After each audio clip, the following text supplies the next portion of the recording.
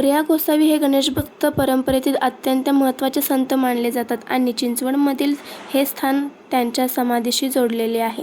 गणपती बाप्पा मोरया या जयघोषातील मोरया त्यांच्या नावाशी जोडलेले आहे. त्यांच्या भक्तीची परंपरा चिंचवडमधील विशेष रुजलेली आहे.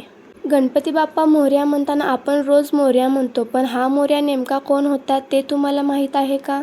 गणपती बाप्पा मोरया हा जयघोष आपण लहानपणापासून ऐकतोय, पण या जयघोषातील मोरया म्हणजे कोण याचं प्रश्नाचं उत्तर मिळतं चिंचवडच्या श्री मोरया गोसावी गणपती मंदिरात.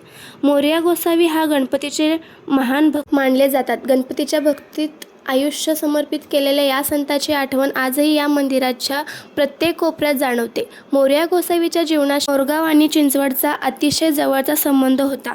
त्यांच्या समाधीस्थळी मंदिर उभं राहिलं आणि म्हणूनच इथे फक्त गणपतीचं दर्शन होत नाही, तर एका महान गणेश भक्ताच्या भक्तीचं आणि परंपरेची अनुभूती येते.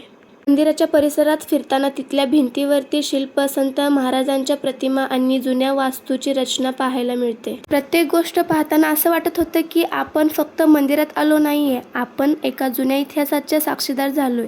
आणि आज विशेष म्हणजे मंदिरात अजिबात गर्दी नव्हती. मुली तर मस्त आपापल्या मस्तीमध्ये फिरत होत्या आणि आम्ही वरच्या बाजूला जाऊन एका शांत जागी बसलो. आजूबाजूला एवढी शांतता होती ना की काही वेळ सगळं विसरून फक्त तिथंच थांबून राहावंसं वाटत होतं.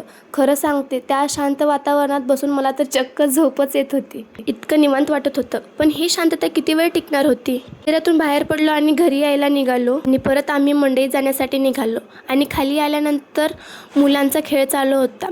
साने चौकापासून ते पुढच्या पूर्ण रस्त्यात नाही का इतकं ट्रॅफिक भरलेलं की काय सांगायचं. आत्ताच मंदिरात जिथे मनाला शांतता मिळाली होती, तिथून बाहेर पडल्यावरती शहराचा आवाज, गाडींची गर्दी, ट्रॅफिक, एकदम वेगळंच जग.